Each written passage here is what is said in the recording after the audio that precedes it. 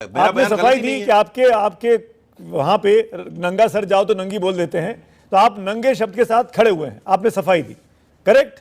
बात यह है कि मेरी बात पर अखिलेश यादव को माफी मांगने के बजाय उन्होंने गुंडे मेरे पीछे लगा दिए मारने के लिए और गालियां देने के लिए। तो राष्ट्रीय फिगर बन गया। आप बताइए, खुश होंगे आप तो बहुत खुश होंगे।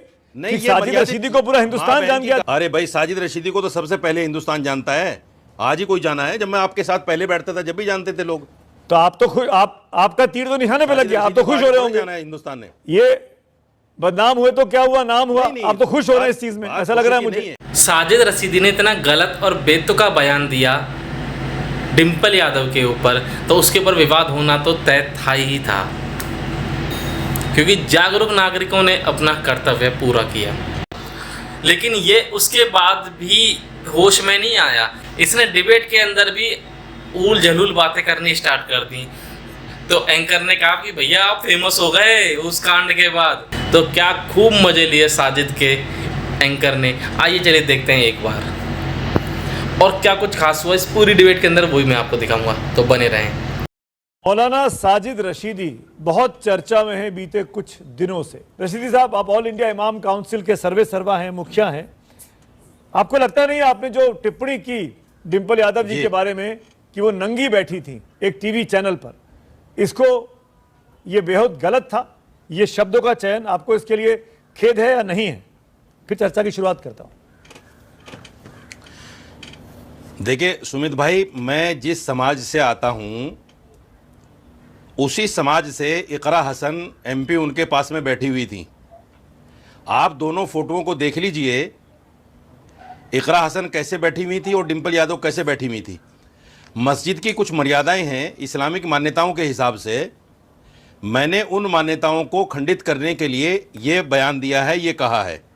हमारे यहाँ हमारे समाज में अगर बच्ची के सर पे पल्लू नहीं होता तो उसको कह दिया जाता है, अरे पल्लू तो रखो कि नंगी क्यों घूम रही हो। ऐसा नहीं कि इसको बहुत बुरे उस वर्ड में कहा जाता है, यह आम फहम ज़बान में बोला जाता है और यह लफ्ज़ इतना बुरा नहीं है।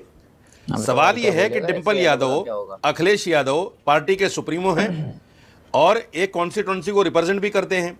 क्या इनको पता नहीं था इस्लाम की मान्यताएं क्या है?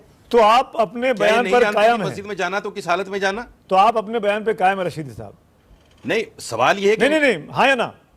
आपने सफाई दी, आपने सफाई दी, मतलब क्या है? आपने सफाई दी कि आपके वहां पे नंगा सर जाओ तो नंगी बोल देते हैं, तो आप नंगे शब्द के साथ खड़े हुए हैं, आपने सफाई दी, करेक्ट? करेक्ट नहीं, मैंने करेक्ट, मैं ठीक बोल रहा हूं, यही कह रहा हूं मेरा कि मैंने ऐसा कोई आपत्तिजनक बात नहीं कही। आप अपने बयान पे कायम है, ठीक है। अब मेरी बात सुनिए ध्यान से। किसी भी व्यक्ति ने उस पिक्चर को जूम इन करके नहीं देखा, आपने जूम इन करके देखा, आपने उनकी पीठ देखी, आपने उनकी गर्दन देखी, आपने उनका सर देखा, नहीं, इसीलिए आपत्ति हुई। और फिर आप उस बयान को पहले आप एक अलग से माइक पर इंटरव्यू में देते हैं, फिर एक टीवी चैनल के डिबेट में जाकर कहते हैं। यानी आप अपनी बात पर आज भी कायम है। उस तस्वीर में किसी ने आपत्ति नहीं की थी कि वो किस तरीके से बैठी थी, आपने एक शब्द का इस्तेमाल किया।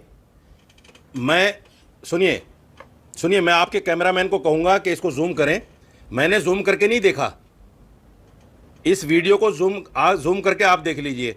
क्या ये इस्लामिक मान्यता और हम जानते हैं उस तस्वीर में क्या है, वो तस्वीर में क्या है आप जानते हैं, पर आपको तो इस बात अच्छी तरह, आपको तो इस बात की खुशी होनी चाहिए सुमित भाई, एक गैर इस्लामिक लोग जो हिंदू धर्म को मानते हैं वो मस्जिद गए, वहां बैठे हुए हैं, वहां चर्चा कर रहे हैं। ये तो और बड़ी बात थी। वहां पे 6 और आदमी बैठे हुए हैं जिनके सर पे कुछ नहीं है, वो आपको नहीं दिखाई दिया। वहां पे उस तस्वीर में 4 या 5 सांसद और दिख रहे हैं जिनके सर पे टोपी नहीं है, जिनके सर को कवर नहीं किया गया। आपकी भाषा में कहो तो उनका सर भी नंगा है। जाने पर कोई आपत्ति नहीं है।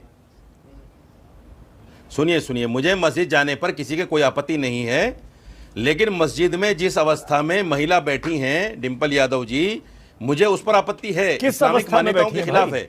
मैंने वही बात की है। दूसरी बात सुनिए सुमित जी, परसों से समाजवादी पार्टी के कार्यकर्ता मुझे फोन कर करके मां बहन की गालियां दे रहे हैं। एक कार्यकर्ता ने तो मुझसे लोकेशन मांगी है कि तुझे वहीं आके मारूंगा। अरे बीजेपी ने तो प्रोटेस्ट कर दिया संसद में, आप तो राष्ट्रीय फिगर बन गए। बताइए, खुश होंगे आप तो बहुत खुश होंगे। नहीं, कि ये साजिद मर्यादित- रशीदी को पूरा हिंदुस्तान माँ जान बहन गया, की देश गालियां की किसी को देना- दुनिया की सबसे बड़ी पार्टी ने आपका नाम लेके प्रोटेस्ट कर दिया। नहीं माँ बहन की, अरे भाई साजिद रशीदी को तो सबसे पहले हिंदुस्तान जानता है। आज ही कोई जाना है? जब मैं आपके साथ पहले बैठता था जब भी जानते थे लोग। तो आप तो खुश, आपका तीर तो निशाने पे लग गया, आप तो खुश हो रहे होंगे। जाना है हिंदुस्तान ने। ये बदनाम हुए तो क्या हुआ, नाम हुआ, नहीं, आप तो खुश हो रहे हैं इस बात- चीज में, बात ऐसा लग रहा है खुशी की मुझे। नहीं सुमित भाई बात खुशी की नहीं है। बात यह है कि मेरी बात पर अखिलेश यादव को माफी मांगने के बजाय उन्होंने गुंडे मेरे पीछे लगा दिए मारने के लिए और गालियां देने के लिए। बीजेपी भी आपके खिलाफ उनको तो ट्वीट माफी कर रही मांगनी है, चाहिए थी अपने इस कर्म- बीजेपी भी आपके खिलाफ ट्वीट कर रही है, कई नेताओं ने किया है। सब लोग सियासत तो कर आप रहे ये हैं। कैसे कह सकते हैं अरे भाई, समाजवादी मेरे पार्टी नाम ने पर सब गुंडे लोग लगा सियासत दिए? कर रहे हैं।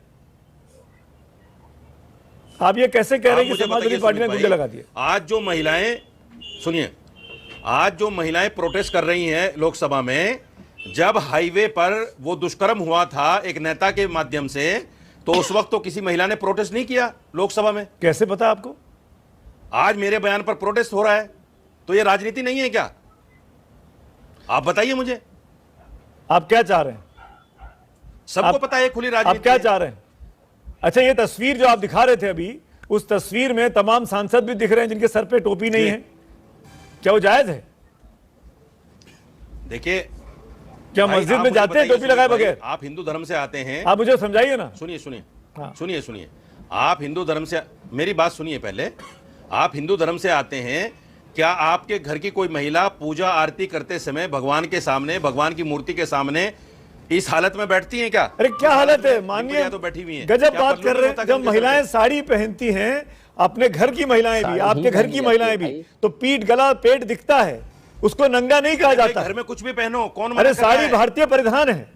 अरे भाई घर में कुछ भी पहनो सुमित भाई घर में कुछ भी पहनो। अरे सड़क पे कहीं कुछ भी पूजा पहनो। पाठ में भी यहाँ साड़ी तो पहन शोर के में महिलाएं फिर बैठती हैं। लड़कियां। हम तब किसको भी मना कर रहे हैं? नहीं, आप अरे तो भाई, मुझे लड़कियां आप मुझे शोर अच्छा, में आप फिर तो रही हैं, इमाम किसको मना काउंसिल कर के रहे हैं? अध्यक्ष है ना। इमाम काउंसिल, क्या कुरान में लिखा हुआ है कि आप जी। कैमरे के सामने आ सकते हैं? क्या कुरान को पढ़ने वाले लोग, ये लिखा हुआ है कि आप मीडिया के सामने आके बयानबाजी कर सकते हैं? क्या कुरान में यह है कि आप राजनीति कर सकते हैं? कुरान में तो, अरे सुनो तो सही मेरे भाई, सुमित भाई सुन तो लो। कुरान में तो मस्जिद के अलावा भी औरत को ढकने छुपने का हुक्म मर्दों दिया के गया लिए है। क्या लिखा है कुरान में? मर्दों के लिए क्या कुरान लिखा है? में ये कहा गया, मैं आयत पढ़ के क्या बता देता साजिद हूं। रशीदी टीवी डिबेट में बैठ सकते हैं? मैं कुरान क्या की आयत पढ़ साजिद के आपको रशीदी बता कैमरे देता के हूं। सामने आ सकते हैं? बताइए। हाँ आ सकते हैं, आ सकते हैं।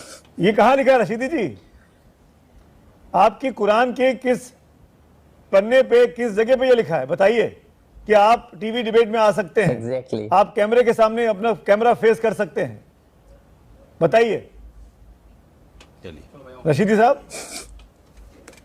इनके साथ जो हुआ वो इनके अपने कर्म थे। मैं किसी भी हिंसा को सपोर्ट नहीं करता हूं, लेकिन जब जरूरत पड़े, चलिए मिलते हैं आपसे नेक्स्ट वीडियो में। तब तक के लिए जय हिंद जय भारत। गलत का साथ बिल्कुल ना दें।